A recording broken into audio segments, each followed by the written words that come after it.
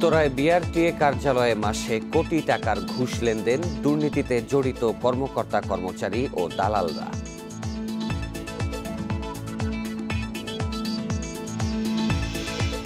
রাজধানীর বাতাসে ক্ষতিকর 10 ধাতব কণা, দূষণ নিয়ন্ত্রণে ব্যর্থ হলে করোনা সংক্রমণ আরও বাড়ার শঙ্কা।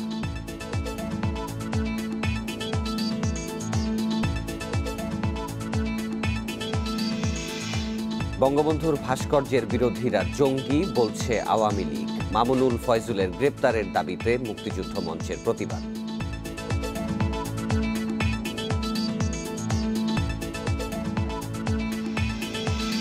ঝগড়ার নাটক সাজিয়ে ফোন, মোবাইলে মুক্তিপণ আদায় করত বিনিয়ামিন। 25 বছর বয়সে করেছে 9টি বিয়ে।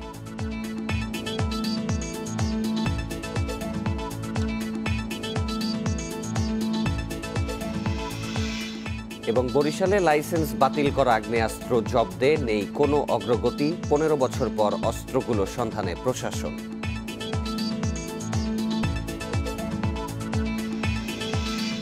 স্বাগত সকাল 9টার বিরতিহীন ইন্ডিপেন্ডেন্ট সংবাদে। সাথে আছি সাফা বিন ফরিদ এবং আমি ফারহানা লোপা। এতক্ষণ শিরোনাম জানাচ্ছিলাম, এবার জানাবো বিস্তারিত।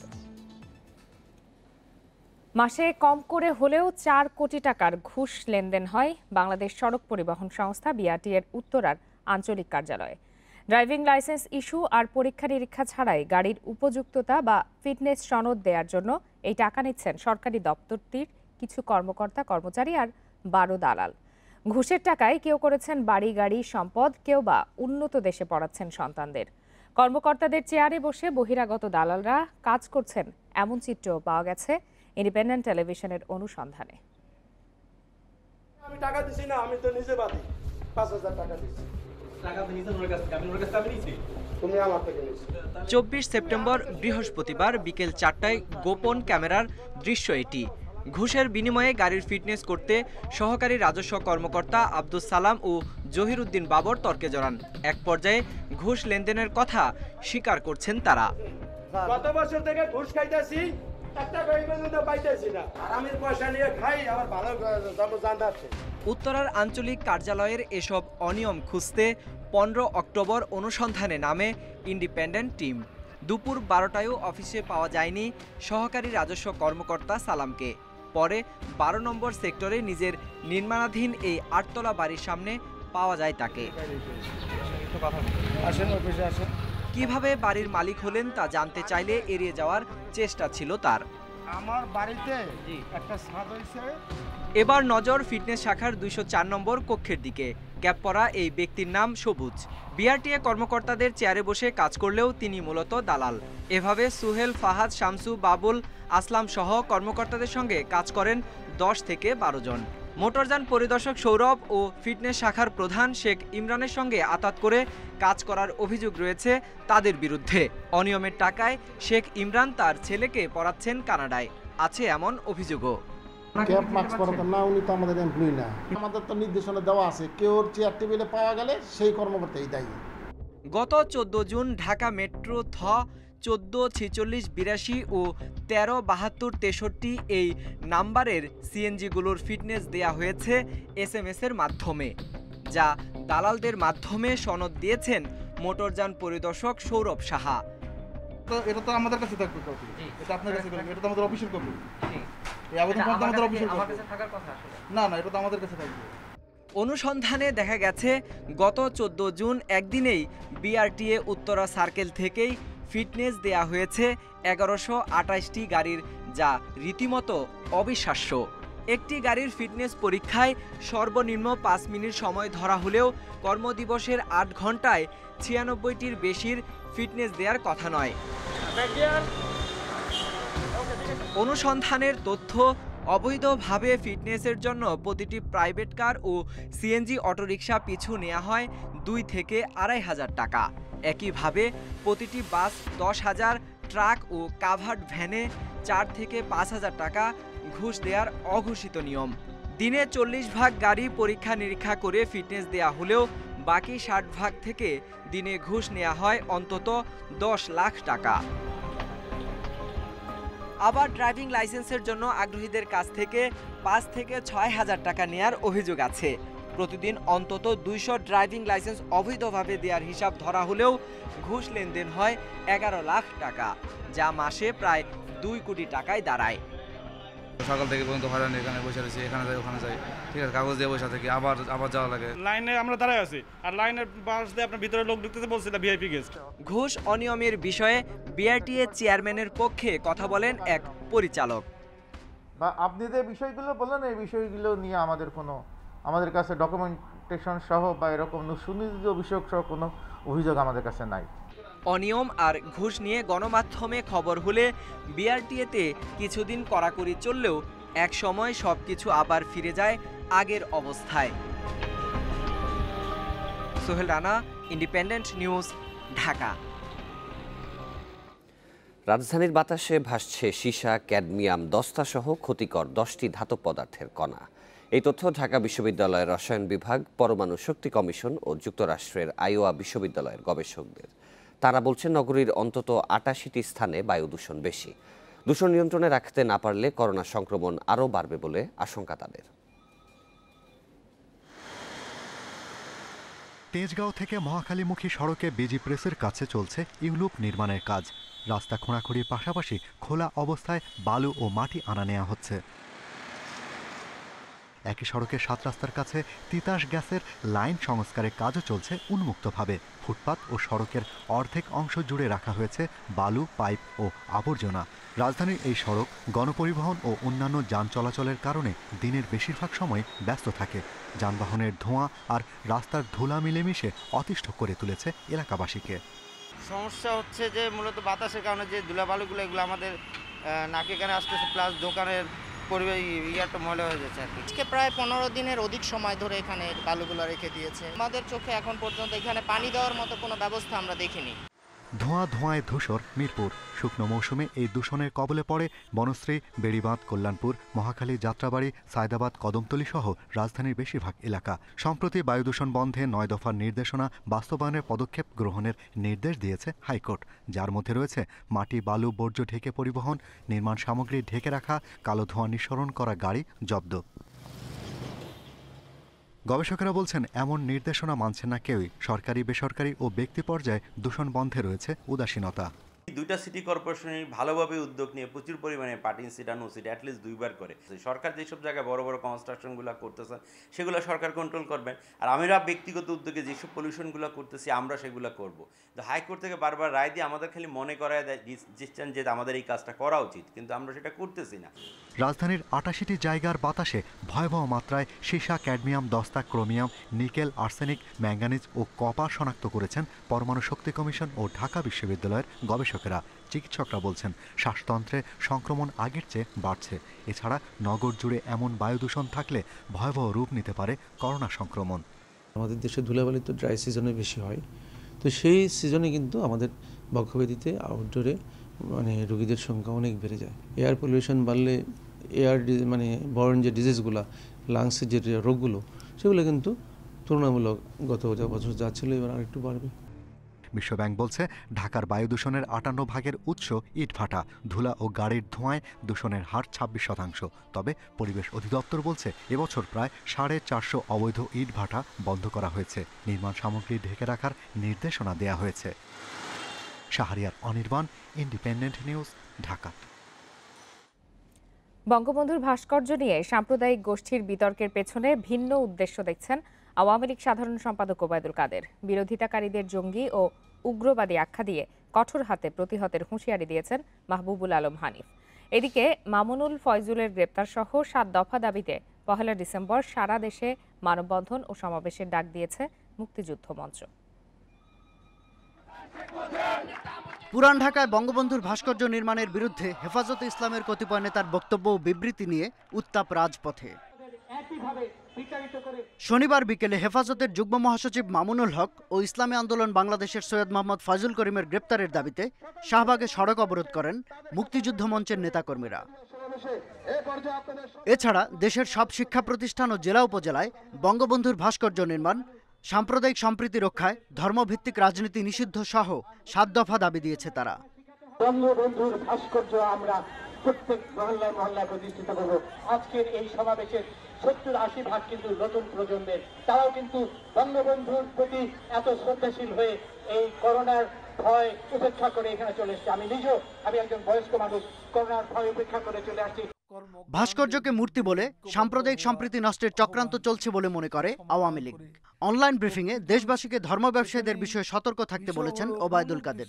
অন্য কোনো পথ না পেয়ে ধর্মীয় ইস্যুকে সামনে এনে ধর্মীয় সহনশীলতা বিনষ্টের যে কোনো অপচেষ্টা শেখ হাসিনা সরকার কঠোর হস্তে দমন করবে। জনগণের শান্তি এবং স্বস্তি বিনষ্টে যে কোনো অপচেষ্টা করলে সরকার জনগণকে নিয়ে রুখে দাঁড়াবে।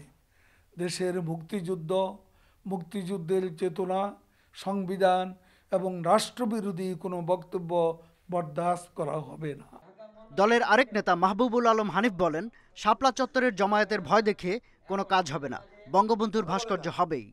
আপনারা বড় বেশি ইসলামপ্রিয় হয়ে গেছেন, আপনারা বিভিন্ন অপব্যাখ্যা দিয়ে আপনারা এই ধরনের একটা হুজ্জুকে তুলে কথাবার্তা বলে মাঠ গরম করার কথাবার্তা বলে যাচ্ছেন, উগ্র কথাবার্তা বলে যাচ্ছেন, জঙ্গি টাইপের কথা বলছেন। এটা আলেমুল আমাদের ভাষা হতে পারে না, এটা ইসলামের ধারক বাহকের ভাষা হতে পারে না, এটা সন্ত্রাসী উগ্রবাদীদের ভাষা। এই ভাষা জনগণ বরদাস্ত করবে না। মুক্তিযুদ্ধের চেতনা, সংবিধান ও রাষ্ট্রবিরোধী বক্তব্য বরদাস্ত করা হবে না। ধর্মীয় সহনশীলতা নষ্টের চেষ্টা করলে জনগণ রুখে দাঁড়াবে বলে সতর্ক করেছে আওয়ামী লীগ। শাহাদাত স্বপন, ইন্ডিপেন্ডেন্ট নিউজ, ঢাকা। 25 পৌরসভায় মেয়র প্রার্থী চূড়ান্ত করেছে আওয়ামী লীগ। শনিবার বিকেলে গণভবনে আওয়ামী লীগের স্থানীয় সরকার জনপ্রতিনিধি মনোনয়ন বোর্ডের সভায় প্রার্থীদের নাম ঘোষণা করা হয়। আওয়ামী লীগের সভাপতি প্রধানমন্ত্রী শেখ হাসিনার সভাপতিত্বে স্থানীয় সরকার জনপ্রতিনিধি মনোনয়ন বোর্ডের সভায় এই সিদ্ধান্ত নেওয়া হয়। মনোনয়ন প্রত্যাশী 105 জনের মধ্য থেকে যাচাই বাছাই শেষে 25 জন প্রার্থী চূড়ান্ত করা হয়। রংপুর বিভাগে 5, রাজশাহীতে 4, খুলনায় 3, বরিশালে 4, ঢাকায় 3, ময়মনসিংহে 2, সিলেটে 3 ও চট্টগ্রাম বিভাগের 1 পৌরসভায় নৌকার প্রার্থীর নাম ঘোষণা শেষে বিজয়ের জন্য ঐক্যবদ্ধভাবে কাজ করার নির্দেশনা দেয়া হয়। গত 4 দিন মনোনয়নের জন্য আবেদনপত্র বিক্রি ও জমার কার্যক্রম চলে। শুক্রবার ছিল শেষ দিন।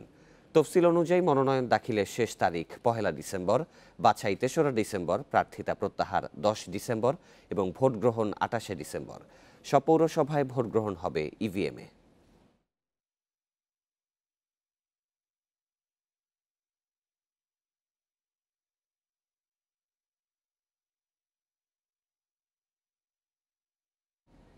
আপনারা দেখছেন সকাল 9টার বিরতিহীন ইন্ডিপেন্ডেন্ট সংবাদ। সংবাদে আরো যা যা থাকছে। দেশে প্রতি বছর প্রায় দ্বিগুণ হারে বাড়ছে নারী নির্যাতন। বিচার না হওয়ার কারণ বলছে মানবাধিকার কর্মীরা।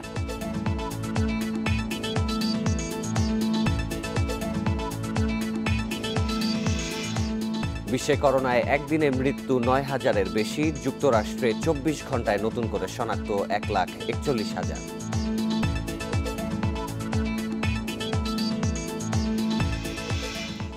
দেশে করোনায় আরও 36 জনের মৃত্যু হয়েছে, এর মধ্যে পুরুষ 28 এবং নারী 8 জন।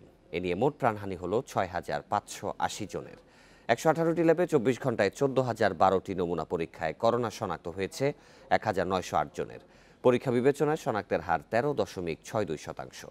শনিবার স্বাস্থ্য অধিদপ্তরের বিজ্ঞপ্তিতে জানানো হয়, দেশে মোট করোনা আক্রান্তের সংখ্যা দাঁড়ালো 4,60,619 জনে।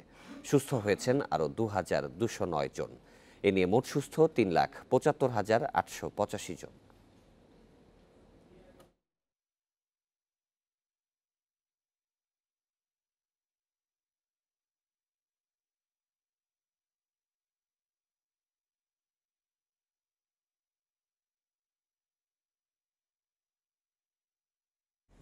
করোনা সংক্রমণ প্রতিরোধে মাস্ক ব্যবহার নিশ্চিতে রাজধানী জুড়ে অভিযান চালিয়েছে ঢাকা জেলা প্রশাসন। শনিবার নগরীর 8টি স্থানের 57 জনকে 13,300 টাকা জরিমানা করেছে ভ্রাম্যমাণ আদালত। এছাড়া অনেকের মাঝে মাস্ক বিতরণও করেছেন নির্বাহী ম্যাজিস্ট্রেট। এ সময় তিনি বলেন, জরিমানা আদায়ের চেয়ে করোনা মোকাবেলায় বেশি জরুরি সচেতনতা বাড়ানো। কেউ বেরিয়েছেন মাস্ক ছাড়াই, অনেকে আবার ক্যামেরা দেখলেই পরে ফেলছেন মাস্ক। হোটেল কর্মীরা খাবার তৈরি করছেন মাস্ক না পরেই। ফুটপাতের দোকানগুলোতে স্বাস্থ্যবিধির তোয়াক্কা না করেই ভিড় করে খাবার খাচ্ছে মানুষ। বাসে যাত্রী তোলার ক্ষেত্রেও অনেক সময় মানা হচ্ছে না স্বাস্থ্যবিধি। অনেকের মাস্ক থাকলেও মুখে না পড়ে রেখেছেন থুতনিতে, যাতে কোনো সুরক্ষাই পাওয়া যাচ্ছে না। মাস্ক ব্যবহারে সঠিক নিয়ম মানছেন না রাজধানীর অনেকেই। একবারে লাগে বাসাতে বাইরামু, আর এটা হাত দেওয়া যাইব না, খুইলা থুতনার মধ্যে বাজে রাখা যাইব না। প্রত্যেকটা লোকের কর্তব্য মাস্ক ব্যবহার করা, কিন্তু অনেকের মাস্ক ব্যবহার করা হচ্ছে না। করোনা রোধে মাস্ক ব্যবহার নিশ্চিতে অভিযানের 12তম দিনেও ঢাকার বিভিন্ন স্থানে দেখা গেছে এমন চিত্র। শনিবার রাজধানীর মোহাম্মদপুর, বছিলা সহ 8টি স্পটে অভিযান চালায় ঢাকা জেলা প্রশাসন। সরকার আপনাদেরকে মাস্ক পরতে বাধ্য করতে বলা হয়েছে, আপনারা সেই আইনটা মান্য করেন। এই জন্য কিন্তু আমাদের অভিযান পরিচালনা করা এবং ক্ষেত্র বিশেষে জরিমানার আওতায় নিয়ে আসা হচ্ছে। তারা যেন ব্যক্তি সচেতনভাবে যদি নাও হয়, অন্তত জরিমানার ভয়ে যেন তারা মাস্কটা পরিধান করেন। এ সময় মাস্ক ব্যবহার না করায় জরিমানা করা হয়েছে অনেককে। করোনা সংক্রমণ রোধে সচেতন করা হয়েছে নগরবাসীকে। স্টপ এদের মন গড়াভাবে চলে, এদের মন গড়াভাবে চলে দেওয়া নেই যে আমার জরিমানা দিতে হইলো। ভুল হয়ে গেছে, এখন ভুলে শুয়ে পড়ছি, এখন পড়ি না, সবসময় পড়ি। বিশেষজ্ঞরা বলছেন শুধু মাস্ক থাকলেই হবে না, সংক্রমণ থেকে বাঁচতে হলে সঠিক নিয়মে মাস্ক ব্যবহার করতে হবে। মাস্কের উপরে একটা শক্ত পিন আছে, সেটা দিয়ে মাস্ক নাকের উপরে টাইট করে বসাতে হবে, যেখানে যাতে শ্বাস প্রশ্বাসের উপর দিকে যোগাযোগ না থাকে। মাস্ক পরা অবস্থায় হাত মাস্কে সম্পূর্ণভাবে লাগানো যাবে না। যারা সুতি কাপড়ে মাস্ক পরে তারা এই একদিন পরে পরে মাস্কটা ধোয়া উচিত। ভ্যাকসিন দেশের বাজারে আসার আগ পর্যন্ত মাস্ক ব্যবহারই করোনা প্রতিরোধে সবথেকে কার্যকর। শীতে সংক্রমণের দ্বিতীয় ঢেউ রুখতে মাস্ক পরাসহ স্বাস্থ্যবিধি মেনে চলার কোনো বিকল্প নেই বলছেন বিশেষজ্ঞরা। Biprajit Chanda, Independent News, Dhaka. 2 মাসের ব্যবধানে দেশে ডেঙ্গু রোগী বেড়েছে 10 গুণ। একই সঙ্গে দেশে বাড়ছে করোনা সংক্রমণও। অনেকেই এখনও একসঙ্গে আক্রান্ত হচ্ছেন 2 ভাইরাসেই। এতে দেখা দিচ্ছে নানা জটিলতা।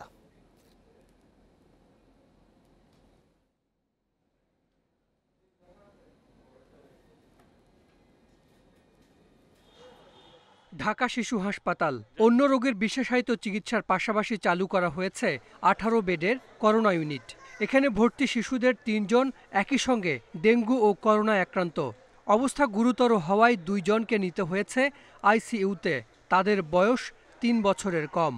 জ্বর বা অন্যান্য যে উপসর্গ এগুলো থাকছেই, সাথে কিছু ক্লিনিক্যাল কমপ্লিকেশন যেগুলো থাকছে, যেমন আপনার ব্লাড প্রেশার কমে যাওয়া, বিশেষ করে যেটা রেনাল ইনভলভমেন্ট, অর্থাৎ যে বাচ্চাটা মারা গেছে সে বাচ্চাটা আমরা দেখছি যে বাচ্চাটা কিন্তু রেনাল ইনভলভমেন্ট অর্থাৎ কিডনিতে তারা এফেক্ট করছে, মাল্টি সিস্টেম ইনভলভমেন্ট হয়, যার জন্য বাচ্চাগুলোর অবস্থা একটু ক্রিটিক্যাল হয়ে যায়।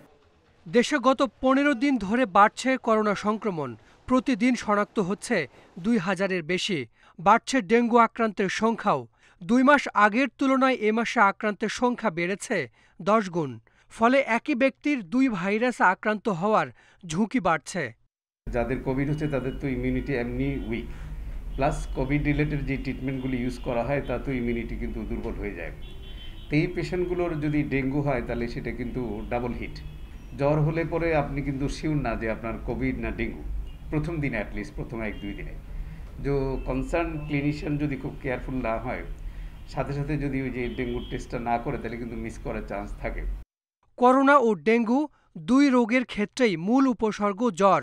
মূল উপসর্গ অনেকটা একই ধরনের হওয়ায় শনাক্ত করার ক্ষেত্রে দ্বিধায় পড়তে হচ্ছে। এতে বাড়ছে নানা জটিলতা, দেরি হচ্ছে সঠিক চিকিৎসা শুরু করতে। ডেঙ্গুতে প্রথম দিনেই অনেক জ্বর হবে, 103-4 ডিগ্রি জ্বর হতে পারে, তীব্র মাথা ব্যথা, চোখের পিছনে ব্যথা, গায়ে ব্যথা এবং ভমিটিং, এগুলো হচ্ছে ডেঙ্গুর ক্যারেক্টারিস্টিক্স।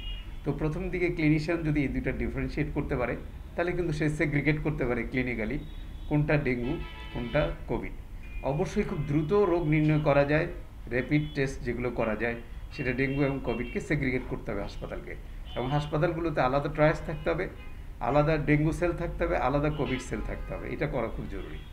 অবস্থা বিবেচনায় করোনা আক্রান্তদের জ্বর না কমলে ডেঙ্গু পরীক্ষার পরামর্শ দিচ্ছেন চিকিৎসকেরা। Hasan Misbah, independent News, Dhaka. ছেলের সঙ্গে ঝগড়ার নাটক সাজিয়ে বাবাকে ফোন, তারপর মুক্তিপণ হিসাবে মোবাইল ব্যাংকিংয়ের টাকা আদায়। ময়মনসিংহ থেকে 4 বছর ধরে এই কাজ করছিলেন অভিযুক্ত বিনিয়ামিন। সম্প্রতি তাকে গ্রেপ্তারের পর এসব তথ্য দিচ্ছে গোয়েন্দা পুলিশ। তারা বলছেন এ টাকায় 25 বছর বয়সে 9টি বিয়ে করেছে এই ব্যক্তি। সম্পর্ক আছে 25 থেকে 30 তরুণীর সঙ্গে।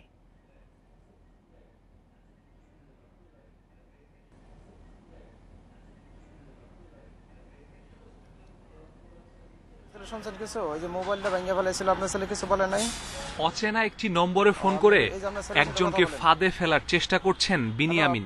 এভাবেই 26 নভেম্বর গাজীপুরের ব্যবসায়ী সাদত হোসেন সুজনের কাছ থেকে হাতিয়ে নেন 20,000 টাকা। আমার ওয়াইফের ফোন রিসিভ করে না, তখন আমার মনের ভিতরে আরো বেশি হয়ে গেল, সন্দেহ কারো হইলো কেন ফোন রিসিভ করতেছে না, কেন 20,000 টাকাও পাঠানোর পরে কিছুক্ষণ পরে আমার বাসা থেকে ফোন আসার পরে আমি জানতে পারি যে আমার ছেলে আমার বাসায় আছে। এ অভিযোগ পেলে তদন্ত শুরু করে ডিএমপির গোয়েন্দা cyber and special crime division. জানতে পারে ময়মনসিংহের ত্রিশালে বসে এ কাজ করে যাচ্ছেন বিনিয়ামিন নামে এক ব্যক্তি। পরে অভিযান চালিয়ে তাকে গ্রেপ্তার করা হয়। তার বিরুদ্ধে 4টি মামলা আছে, তার মধ্যে একটি অস্ত্র মামলাও আছে, 2টা চুরি মামলা আছে, প্রতারণা মামলাও আছে। এবং এছাড়াও তার কাছ থেকে আমরা জেনেছি সে বিভিন্ন সময় সুযোগ মতো মানুষের কাছে প্রতারণা করে এবং প্রতারিত করে সে টাকা উপার্জন করে। গোয়েন্দারা বলছেন মোবাইল ফোন অপারেটরদের প্রথম দিকের নম্বর টার্গেট করে ক্রমাগত ফোন করতে থাকেন বিনিয়ামিন। কেউ ফোন ধরলেই বলেন তার ছেলের সঙ্গে ঝগড়ার এক পর্যায়ে নিজের দামি ফোন ভেঙে ফেলেছে, নগদ টাকা না দিলে ছেলেকে ছাড়া হবে না। বিশ্বাস করাতে ওই ব্যক্তির ছেলে সেজে কান্নাকাটি করতেন আরেক সহযোগী, আর এভাবেই মোবাইল ব্যাংকিং এর মাধ্যমে আদায় করতেন টাকা। মোবাইলে ফোন দিয়ে ওই যে বলতো মোবাইল নিয়ে সমস্যা, ঝগড়া লাগছে বা মারামারি লাগছে, এরকম একটা কিছু বললে পরে ওর গার্জেনের কাছে টাকা নিতে। গোয়েন্দারা জানাচ্ছেন 25 বছর বয়সেই 9টি বিয়ে করেছেন বিনিয়ামিন। সম্পর্ক গড়েছেন আরো 25 থেকে 30 তরুণীর সঙ্গে। এসবের খরচ জোগাতেই 4 বছর ধরে করেছেন এসব প্রতারণা। এই যে প্রতারককে বা প্রতারক চক্রকে আমরা গ্রেপ্তার করেছি, তাদের যে জীবনযাপন অপরের টাকায় যথেষ্ট বিলাসী জীবনযাপন করে। জানতে পেরেছি ওদের কাছে জিজ্ঞাসা করে সে 9টা বিয়ে করেছে। আইন শৃঙ্খলা বাহিনীর হাত থেকে বাঁচতে পুরো বাড়িতে লাগিয়েছে সিসি ক্যামেরা। ঘরের ভেতরে ছিল হিডেন ক্যামেরাও। স্থায়ী আইনজীবীও আছে তার।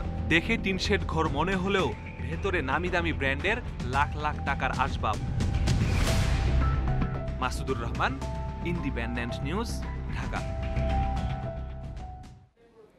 ঘুষ দিয়েই সব রফা দফা করত গোল্ডেন মনির। হাজার নয়, লাখ বা কোটি টাকার অঙ্কে ঘুষ দিত সে। গৃহায়ন ও গণপূর্ত মন্ত্রণালয়ের 2 শীর্ষ কর্মকর্তাকে ঘুষ দিয়ে বাগিয়ে নিয়েছে একের পর এক প্লট। রিমান্ডে এসব চাঞ্চল্যকর তথ্য দিচ্ছে মনির।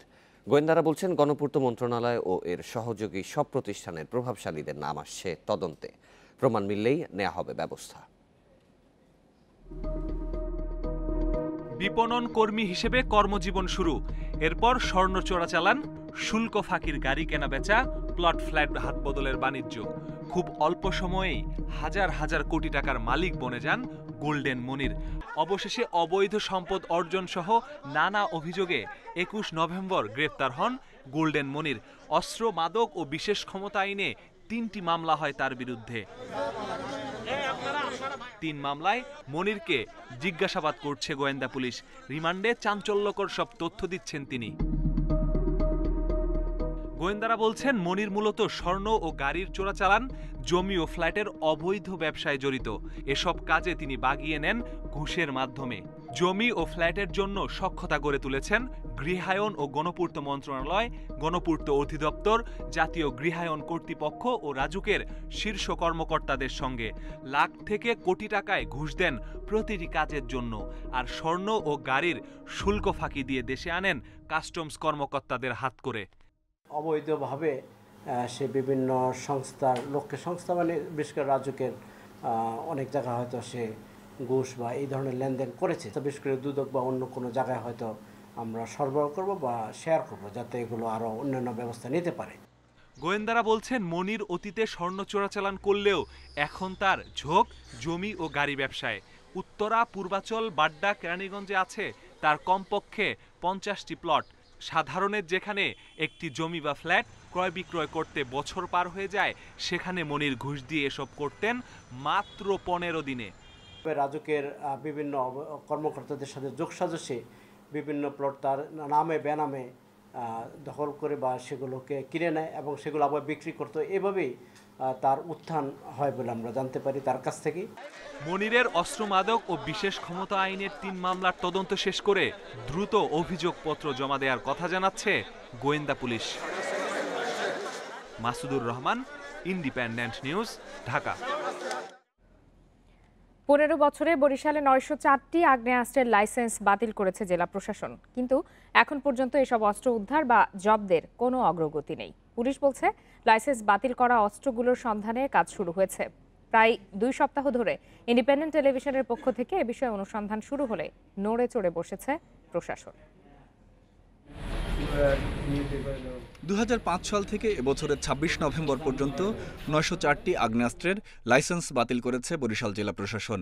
এর মধ্যে রয়েছে 648টি শর্টগান ও দোনলা বন্দুক, 111টি রাইফেল, 86টি রিভলভার ও 69টি পিস্তল। এসব আগ্নেয়াস্ত্র জব্দের জন্য জেলা প্রশাসন থেকে সব থানায় তালিকা পাঠানো হলেও এ ব্যাপারে পদক্ষেপ নেওয়া হয়নি।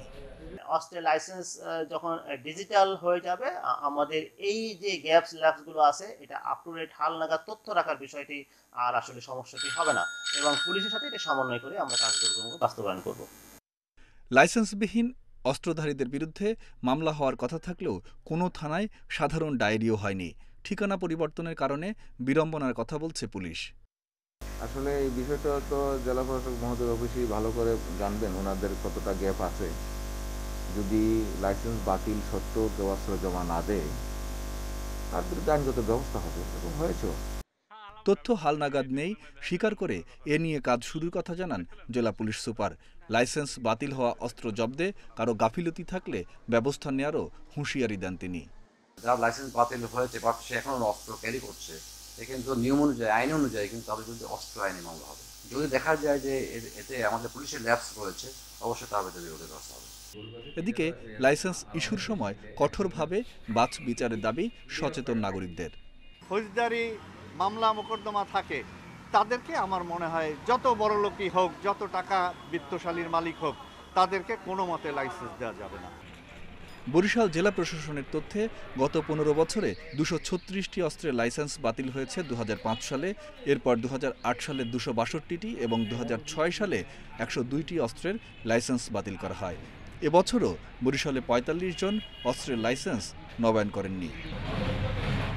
Independent news desk. দেশে উদ্বেগজনক হারে বাড়ছে নারী নির্যাতনের ঘটনা। প্রতি বছরই প্রায় দ্বিগুণ হারে বাড়ছে এই সংখ্যা। মানবাধিকার কর্মীরা বলছেন অপরাধীর বিচার না হওয়ার কারণেই নারীর প্রতি সহিংসতার ঘটনা বাড়ছে। অপরাধ বিশেষজ্ঞদের মতে পুরুষের কর্তৃত্ব স্থাপনের প্রবণতায় কমছে না নারী নির্যাতন।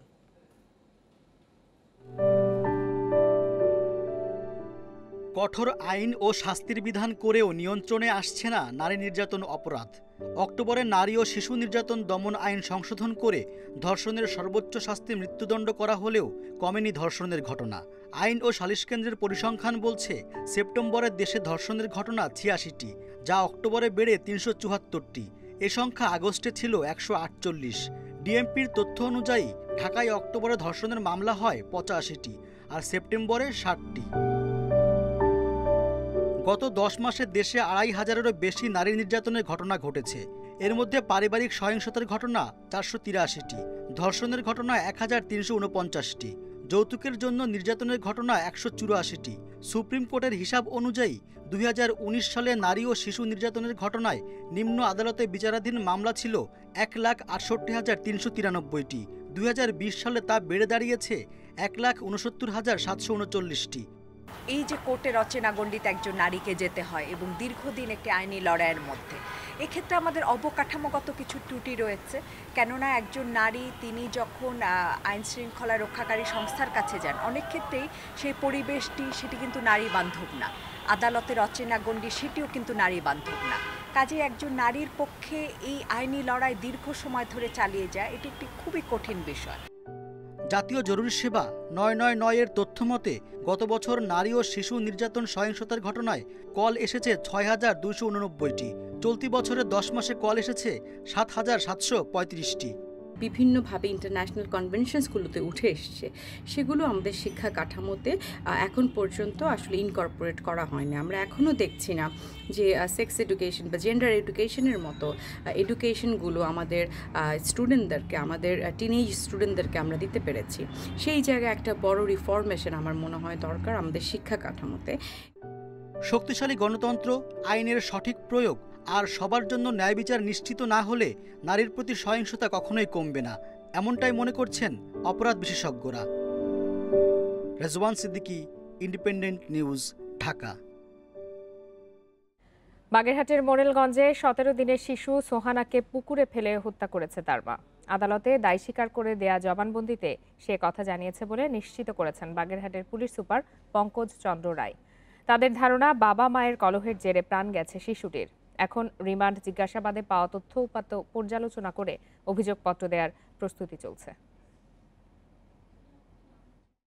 মোরেলগঞ্জের গাবতলা গ্রামে 15 নভেম্বর রাতে সুজন খানের বাড়ি থেকে উধাও হয় 17 দিনের শিশু সোহানা। এ ঘটনায় তার দাদা আলী হোসেন অজ্ঞাতদের আসামি করে থানায় মামলা করেন নারী ও শিশু নির্যাতন দমন আইনে। এর দুদিন পর বাড়ির পাশের পুকুরে মেলে নবজাতকটির মরদেহ। সেদিনই সোহানার বাবা সুজন, চাচা রিপন ও ফুপা হাসিবকে জিজ্ঞাসাবাদ করে পুলিশ। পরে প্রধান সন্দেহভাজন আসামি হিসেবে গ্রেপ্তার হন সুজন, পাঠানো হয় কারাগারে। 22 নভেম্বর তাকে রিমান্ডে জিজ্ঞাসাবাদ শুরু করে পুলিশ। এক পর্যায়ে শিশুটির মা শান্তা ও বাবা সুজনকে মুখোমুখি করা হলে সামনে আসে প্রকৃত ঘটনা।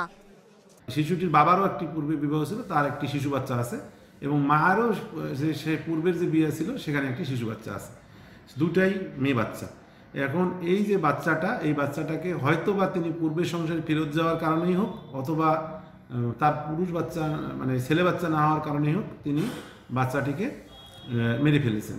বাগেরহাটের পুলিশ সুপার আরও জানিয়েছেন, শুক্রবার আদালতে 164 ধারায় জবানবন্দি দেন শিশুটির মা শান্তা। এতে তিনি সোহানাকে পুকুরের পানিতে ফেলে হত্যার কথা স্বীকার করেছেন। যেহেতু বাচ্চাটি তার বাবা এবং মায়ের মাঝখান থেকে হারিয়ে গিয়েছে, বাবা এবং মাকে সামনাসামনি জিজ্ঞাসাবাদ করাটা যৌক্তিক। এই পরিপ্রেক্ষিতে আমরা শিশুটির মা এবং বাবাকে জিজ্ঞাসাবাদের এক পর্যায়ে শিশুটির মা তিনি স্বীকার করেন যে তিনি শিশুটিকে মেরে ফেলেছেন। শান্তার আদালতে দায় স্বীকার করে দেয়া জবানবন্দি ও সুজনের দেয়া তথ্য যাচাই বাছাই করে শিগগিরই আদালতে অভিযোগপত্র দেয়া হবে বলেও জানিয়েছে পুলিশ। Independent news desk. এখনও ন্যূনতম 30% শেয়ার ধারণের শর্ত পূরণ করেনি পুঁজিবাজারে তালিকাভুক্ত 28 কোম্পানির উদ্যোক্তা ও পরিচালক। নিয়ন্ত্রক সংস্থা বিএসইসি বলছে, বেঁধে দেয়া সময়ের মধ্যে শর্ত পূরণে ব্যর্থ হলে কোম্পানি পরিচালনায় নিয়োগ দেওয়া হবে স্বতন্ত্র পরিচালক। কোম্পানি আইন বিশ্লেষকেরা বলছেন, শর্ত না মানলে নেওয়া যেতে পারে আইনানুগ ব্যবস্থা। 2011 সালে পুঁজিবাজারে তালিকাভুক্ত কোম্পানির উদ্যোক্তা পরিচালকদের সম্মিলিতভাবে ন্যূনতম 30% শেয়ার ধারণ বাধ্যতামূলক করে securities and exchange commission BSEC. এরপর 9 বছর পার হলেও অনেক কোম্পানির উদ্যোক্তা পরিচালক বিএসইসির নির্দেশনা পূরণে ব্যর্থ হন। এমন পরিস্থিতিতে শর্ত পূরণে সময় বেঁধে দেয় বিএসইসি, যা শেষ হচ্ছে আগামী 10 ডিসেম্বর। বিএসইসি বলছে, এখন পর্যন্ত শর্ত মানেনি অনেক প্রতিষ্ঠান, যদিও শেষ সময় পর্যন্ত বাড়তে পারে আবেদনকারী কোম্পানির সংখ্যা। বর্তমান এখন পর্যন্ত প্রায় 13টি কোম্পানি 41টার মধ্যে 30% শেয়ার ধারণ করতে সক্ষম হয়েছে। তো আমরা আশা করছি যে বর্তমান কমিশনের এই ধরনের ইনিশিয়েটিভের কারণে যে ভবিষ্যতে পুঁজিবাজার অনেক বেশি স্টেবল হবে এবং পুঁজিবাজারের গ্রোথ অনেক বৃদ্ধি পাবে। সাধারণ বিনিয়োগকারীদের স্বার্থ রক্ষায় নিয়ন্ত্রক সংস্থাকে কঠোর হওয়ার পরামর্শ দিচ্ছেন বিশ্লেষকেরা। আইন অমান্যকারীদের বিরুদ্ধে প্রচলিত আইনে ব্যবস্থা নেওয়ার তাগিদ তাদের। 41 কোম্পানিজ যারা এই 30% হোল্ড করছে না, তাদের যে পরিচালক পর্ষদ, তাদের এগেইনস্টে যদি সিকিউরিটি এক্সচেঞ্জ কমিশন চায়, তাহলে আমাদের অর্ডিন্যান্স 1969 এর সেকশন 17 অনুযায়ী এটা ফ্রড, এবং সেখানে সেকশন 24 যেমন পানিশমেন্টের কথা আছে 5 ইয়ার্স ইমপ্রিজনমেন্ট প্লাস 5 লাখ টাকা মতো পর্যন্ত ফাইন। গত সেপ্টেম্বরে ন্যূনতম 2% শেয়ার ধারণ না করে পদে থাকায় 9 কোম্পানির 17 জন পরিচালককে সরিয়ে দেয় নিয়ন্ত্রক সংস্থা। Shahid Ahmed, independent News, Dhaka. কানাডায় পাটজাত পণ্য রপ্তানির সুযোগ কাজে লাগাতে ক্ষুদ্র ও মাঝারি উদ্যোক্তাদের আহ্বান জানিয়েছেন বাণিজ্যমন্ত্রী টিপু মুন্সি। সকালে রাজধানীতে এক্সপোর্ট লঞ্চপ্যাড বাংলাদেশের সনদ প্রদান অনুষ্ঠানে একথা জানান তিনি।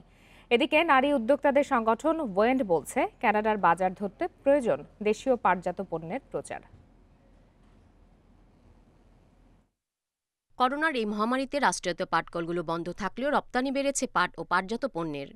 চলতি অর্থবছরের অক্টোবর পর্যন্ত এ খাতের রপ্তানি ৪৩ কোটি ৮৭ লাখ ডলার এবং প্রায় ৪০%। সুদান, তুরস্ক সহ বিশ্বের প্রায় ১০০টি দেশে রপ্তানি হচ্ছে দেশের পাট ও পাটজাত পণ্য। এ খাতে সবচেয়ে বড় রপ্তানি বাজার মধ্যপ্রাচ্য, আর কানাডায় রপ্তানি ১%-এরও কম। পাটজাত পণ্যের চাহিদা কম থাকায় দেশটিতে রপ্তানি কম বলছেন ব্যবসায়ীরা।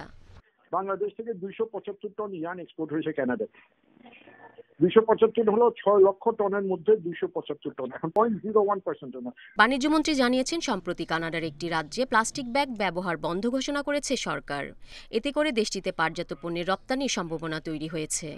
এই সুযোগ কাজে লাগাতে ক্ষুদ্র ও মাঝারি উদ্যোক্তাদের এগিয়ে আসার আহ্বান জানালেন বাণিজ্যমন্ত্রী টিপু মুন্সি। এখনো এসএমই যেটা আমাদের টার্গেট যাওয়া হওয়া উচিত তার থেকে অনেক পিছনে পড়ে আছি। ডিজিটাল যে মার্কেটিং বা তাতে কিন্তু মহিলারা এগিয়ে আসছে, এসএমইরা এগিয়ে আসছে। এই এগিয়ে আসার প্রবণতাটা আমাদের ধরে রাখতে হবে, আমাদের বিভিন্ন রকমভাবে সাহায্য করতে হবে। ক্ষুদ্র মাঝারি নারী উদ্যোক্তাদের সংগঠন ওয়েন বলছে, তৈরি পাটজাত পণ্যের প্রচার কম থাকায় আন্তর্জাতিক বাজারে চাহিদা সৃষ্টি হচ্ছে না। পণ্যের রপ্তানি বাড়াতে প্রচার বাড়ানোর পরামর্শ দিল সংগঠনটি। বড় বড় দেশ আছে, সেই সমস্ত দেশের ট্রেড শোরুম বা একটা যদি আউটলেট থাকে যেখানে শুধুমাত্র আমাদের পাটজাত পণ্য দেখানো হবে বা স্যাম্পল থাকবে, তাহলে আমরা অর্ডার পেতে সুবিধা হবে। বর্তমানে মোট ৫৬টি পণ্য কানাডায় রপ্তানি করে আয় $1 বিলিয়ন। আগামী ৩ বছরের মধ্যে পাটজাত পণ্য রপ্তানির মাধ্যমে এই আয় দ্বিগুণ করার আশা সরকারের। Irin Khatun, Independent News, Dhaka. গেল মাসে আবারও তলানিতে নেমে এসেছে বেসরকারি খাতে ঋণ প্রবাহের প্রবৃদ্ধি। বাংলাদেশ ব্যাংকের তথ্য অনুযায়ী অক্টোবর মাসে এ খাতে ঋণ প্রবৃদ্ধি 1% কমে নেমে এসেছে 8.61%।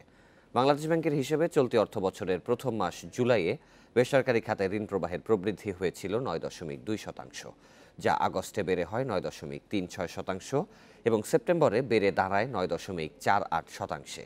মূলত করোনা মহামারী মোকাবিলায় সরকার ঘোষিত প্রণোদনা ঋণ বিতরণের উপর ভর করে এই প্রবৃদ্ধি হয়েছিল।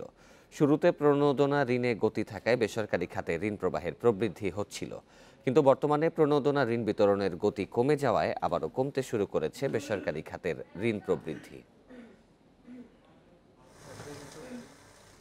ব্যাটারি চালিত অটোরিকশার যানজটে নাকাল সাধারণ মানুষ। নিয়ম মেনে চলাচল না করায় দুর্ভোগ বেড়েছে আরও। এগুলো নিয়ন্ত্রণে সিটি কর্পোরেশন আইন করলেও তা বাস্তবায়ন করা সম্ভব হয়নি। আইনশৃঙ্খলা বাহিনী বলছে, যৌথভাবে কাজ না করলে যানজট নিরসন সম্ভব নয়। সকাল থেকে রাত পর্যন্ত অটোরিকশার যানজটের এমন দৃশ্য নিত্যদিনের। ঘন্টার পর ঘন্টা ভোগান্তি পোহাতে হচ্ছে নগরবাসীকে। রংপুরের যানজটের অন্যতম কারণ ব্যাটারি চালিত অটোরিকশা। এসব অটোরিকশা চালকদের নেই কোনো প্রশিক্ষণ, জানেন না ট্রাফিক আইন কানুনও, যা নিয়ন্ত্রণ করতে হিমশিম খেতে হয় ট্রাফিক পুলিশকে। লাইসেন্স বিহীন অবস্থায় চলে এবং অবৈধ গাড়ি ঘোড়ার কারণে দুর্ঘটনা বাড়তেছে। নিয়ন্ত্রণহীনভাবে অটোরিকশা চলাচল করছে কুমিল্লা নগরীতে। এছাড়া সিএনজি অটোরিকশার অবৈধ স্ট্যান্ডের কারণে নগরীর প্রধান মোড়গুলোতে যানজট বেড়েই চলছে। অফিসে লেট হচ্ছে, মানুষ ঠিকমতো চলতে পারতেছে না, অপ্রয়োজনীয় রাস্তাঘাটের মধ্যে রিক্সা অটো এগুলো দাঁড় করায় রাখে। কিশোরগঞ্জ শহরে ৬০০ ব্যাটারি চালিত অটোরিকশার অনুমোদন দেয়া হলেও চলাচল করছে আরও ৫,০০০-এর বেশি। কোনো একটা কারখানা নাই, কলকারখানা নাই, চলার মতো কোনো একটা ব্যবস্থা নাই। এই জন্য আমরা এত কষ্ট করে পারতাছি না কিছু করার মতো, ওটু চালাই চলতেছি আমরা। নগরীতে যানজট নিরসনে নানা পদক্ষেপের কথা জানালো আইনশৃঙ্খলা বাহিনী। অটোরিকশা নিয়ন্ত্রণে সিটি কর্পোরেশনকে কার্যকর ভূমিকা রাখার কথাও বলছে পুলিশ। মানুষজন স্বাচ্ছন্দ্যে চলাফেরা করতে পারে, কোনো যানজট সৃষ্টি না হয়, এই জন্য আমরা অটোরিক্সার 2টা কালার করে দিয়েছি। তবে এক বেলা এটা চললো, পরবর্তী বেলায় অন্য কালার চললো। যানজট কমাতে সিটি কর্পোরেশন আইন করলেও করোনার মধ্যে বেকারত্ব বেড়ে যাওয়ায় বাস্তবায়ন সম্ভব হচ্ছে না। করোনার প্রাদুর্ভাব কিছুটা কম থাকায় জনগণ যেহেতু রাস্তায় নেমে আসছে, গাড়িগুলো আবার চলছে, আবার যানজট বা জনদুর্ভোগ সৃষ্টি সেদিক বিবেচনা করে আমরা এগুলো নিয়ন্ত্রণ করার যে আইন, সে আইনটা পরিপূর্ণ কার্যকর করার জন্য প্রাণপণ চেষ্টা করছি। রাজশাহী সিটি কর্পোরেশনের হিসেবে নগরীতে অটোরিকশা চলে প্রায় 18,000, তবে বাস্তবে এই সংখ্যা আরও 5,000 বেশি। সোহেলি জাহান, ইন্ডিপেন্ডেন্ট নিউজ ডেস্ক। উত্তরে জেঁকে বসতে শুরু করেছে শীত, বইছে মৃদু শৈত্যপ্রবাহ। শনিবার তেঁতুলিয়ায় সর্বনিম্ন তাপমাত্রা রেকর্ড করা হয়েছে 9.6 ডিগ্রি সেলসিয়াস। সন্ধ্যার পরপরই বইতে শুরু করে উত্তরে শীতল হাওয়া। তাপমাত্রা কম থাকছে সকাল পর্যন্ত, তবে আকাশ পরিষ্কার থাকায় দিনে রোদ পাওয়া যাচ্ছে। শীত মোকাবিলায় জেলা প্রশাসনের পক্ষ থেকে 5 উপজেলায় এ পর্যন্ত 21,200 গরম কাপড় বিতরণ করা হয়েছে। শীতবস্ত্রের আরও চাহিদার কথা জানিয়ে সংশ্লিষ্ট মন্ত্রণালয়ে চিঠি দিয়েছে জেলা প্রশাসন।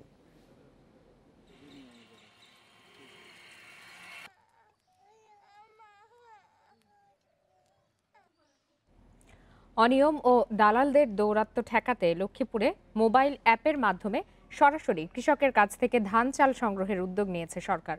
চলতি আমন মৌসুম থেকে কৃষকের অ্যাপ এর মাধ্যমে জেলায় ধান চাল কিনবে খাদ্য বিভাগ। কৃষকরা এই অ্যাপে তালিকাভুক্ত হয়ে সরকার নির্ধারিত দামে সরাসরি খাদ্য গুদামে ধান চাল দিতে পারবেন।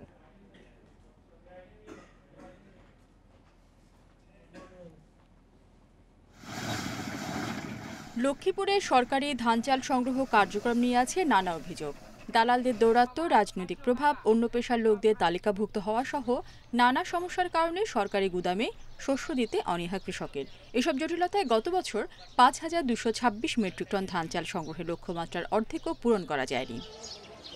এসব সমস্যা কাটিয়ে এবার লক্ষ্মীপুরের 5 উপজেলায় প্রথমবারের মতো কৃষকের অ্যাপের মাধ্যমে ধান সংগ্রহ করবে সরকার। অনলাইনের মাধ্যমে তালিকাভুক্ত হবেন প্রকৃত কৃষকরা। আমরা এইভাবে সামনে আমাদের আরও সুযোগ সুবিধা দিলে আমরা আরও যথেষ্ট খুশিবান হব এবং লাভবান হব। ভোগান্তি পোহাতে হবে না, আমরা কৃষকরা সরাসরি অ্যাপের মাধ্যমে সব কাজ করতে পারবো। জেলায় এখন পুরোদমে চলছে তালিকা প্রস্তুতির কাজ, তবে এতে সময় লাগায় জেলায় ধান চাল সংগ্রহ কর্মসূচি 7 নভেম্বর থেকে পিছিয়ে শুরু হবে আগামী জানুয়ারিতে। প্রতারিত না হওয়ার জন্য বা হয়রানি না হওয়ার জন্যই সরকার এই উদ্যোগটা নিয়েছে, যাতে প্রকৃত কৃষক ধানটা বিক্রি করতে পারে এবং গুদামে বেশি তাকে যেতে না হয়, বারবার হয়রানি না হয়। ওই কারণে কৃষকের মাধ্যমে কৃষকের অ্যাপসটা চালু করেছে সরকার। প্রকৃত কৃষকের তালিকা অ্যাপের মাধ্যমে চূড়ান্ত হলে সব ধরনের অনিয়ম, দুর্নীতি ও দালালের দৌরাত্ম্য ঠেকানো যাবে, জানালেন সংশ্লিষ্ট কর্মকর্তারা। আমরা চেষ্টা করতেছি যে এই অ্যাপের মাধ্যমে কৃষক যাতে নিবন্ধিত হয় এবং কৃষক যাতে আরও উৎসাহী হয়ে এই নিবন্ধন সম্পন্ন করতে পারে। আমরা আপনাদেরকে আশ্বস্ত করতে চাই, এই বছর লক্ষ্মীপুর সদর উপজেলায় দালাল বা ফরিয়া অথবা মধ্যস্বত্ব ভোগীদের কোনো প্রকার এখানে প্রবেশের কোনো সুযোগ নেই। এই মৌসুমে জেলায় 26 টাকা কেজি দরে আমন ধান সংগ্রহ হবে 757 মেট্রিক টন, আর 37 টাকা কেজিতে চাল কেনা হবে 2,249 মেট্রিক টন। সরকারি এই সংগ্রহ কার্যক্রম চলবে 28 ফেব্রুয়ারি পর্যন্ত। Independent news desk. বিশ্বে করোনায় প্রাণহানি 14,57,000 ছাড়িয়েছে, আক্রান্ত 6,25,00,000-এর বেশি। একদিনে 5,68,000-এর বেশি করোনা রোগী শনাক্ত হয়েছে বিশ্বে। নতুন করে মৃত্যু হয়েছে 9,000-এর বেশি মানুষের। যুক্তরাষ্ট্রে 24 ঘন্টায় নতুন করে আক্রান্ত 1,41,000। এ নিয়ে যুক্তরাষ্ট্রে টানা 26 দিন ধরে দৈনিক 1 লাখের বেশি মানুষের শরীরে করোনা ভাইরাস মিলেছে। শনিবার প্রাণ গেছে 1200-র বেশি মানুষের। নতুন করে সংক্রমণ ও মৃত্যু বাড়ছে ক্যালিফোর্নিয়া, ওয়াশিংটনে। সংক্রমণ নিয়ন্ত্রণে করোনা বিষয়ক কমিটিতে নতুন সদস্য যুক্ত করেছেন নবনির্বাচিত প্রেসিডেন্ট জো বাইডেন। সরকারি কড়াকড়ির প্রতিবাদে বিক্ষোভ হয়েছে বিভিন্ন দেশে। লকডাউন প্রত্যাহারের দাবিতে বিক্ষোভ করার সময় লন্ডনে আটক হয়েছে অর্ধশতাধিক। এদিকে তুরস্কে বেড়েছে করোনায় প্রাণহানি। শনিবার টানা 6ষ্ঠ দিনের মতো রেকর্ড সংখ্যক মৃত্যু হয়েছে দেশটিতে।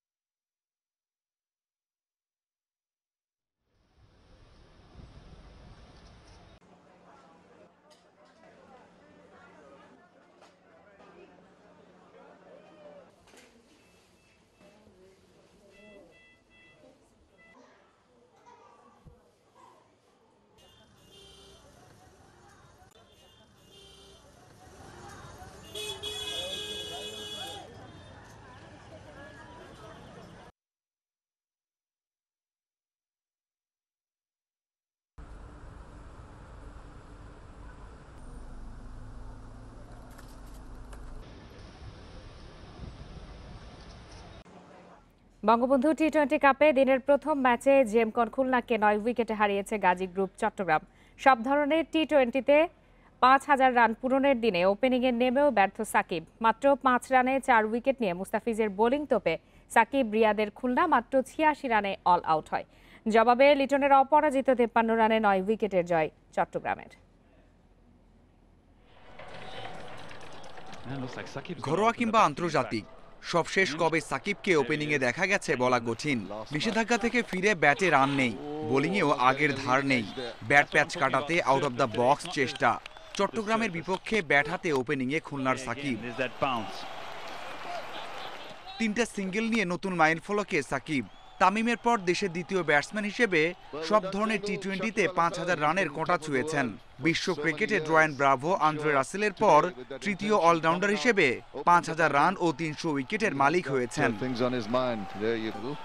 অথচ এমন রেকর্ডের দিনেও অস্বস্তি কাটেনি বিশ্বসেরা অলরাউন্ডারের। সেই 3 রানেই ফিরতে হয়েছে। আগের 2 ম্যাচে করেছিলেন 15 ও 12। বল হাতেও এদিন থেকেছেন উইকেট শূন্য। দলও হেরেছে 9 উইকেটের বড় ব্যবধানে। 3 ম্যাচে উইকেট সংখ্যা মাত্র 1টি। একই দিনে সব আলো কেড়েছেন মুস্তাফিজ। হারিয়ে যাওয়া সব ডেলিভারি যেন ফিরে পেয়েছেন। স্লোয়ার কাটার পেইসে দুর্দান্ত ফিজকে পাওয়া গেছে। ম্যাচের প্রথম ভাগে বল করেননি। কাটার মাস্টার আক্রমণে আসার আগেই নাহিদুলের শিকার হন 2 বিগ ফিশ, সাকিব ও রিয়াদ। তাইজুলও যোগ দেন উইকেট উৎসবে। মুস্তাফিজ প্রথম ওভারে দেন মাত্র 2 রান। লম্বা বিরতি দিয়ে 14তম ওভারে তাকে আক্রমণে ফেরান অধিনায়ক মোহাম্মদ মিঠুন। টানা 3 ওভারের স্পেলে 4 উইকেট নেন মুস্তাফিজ। খরচ করেন মাত্র 3 রান। আগুনে বোলিংয়ে 18টি ডট বল করেন মুস্তাফিজ। তাতে খুলনা অল আউট হয় মাত্র 86 রানে।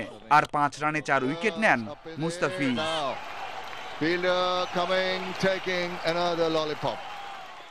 মুস্তাফিজের যে রোল ছিল সেটা মুস্তাফিজ এক্সিকিউট করেছে পারফেক্টলি আমার মনে হয়। এবং শুধু মুস্তাফিজ নাহিদুল না, মাঝখানে মোসাদ্দেক, শরীফুল যে ওভারগুলো করেছে, সমুর একটা ওভার, সব মানে ওভারঅল একটা ভালো বোলিং ছিল। মাঝহারুল ইসলাম, ইন্ডিপেন্ডেন্ট নিউজ। আর এই ছিল আজকের বিরতিহীন রাত 9টার ইন্ডিপেন্ডেন্ট সংবাদে। ইন্ডিপেন্ডেন্ট টেলিভিশনের সব খবর আরও বিস্তারিত জানতে চোখ রাখুন ফেসবুক, ইউটিউব এবং টুইটারে। ধন্যবাদ সবাইকে।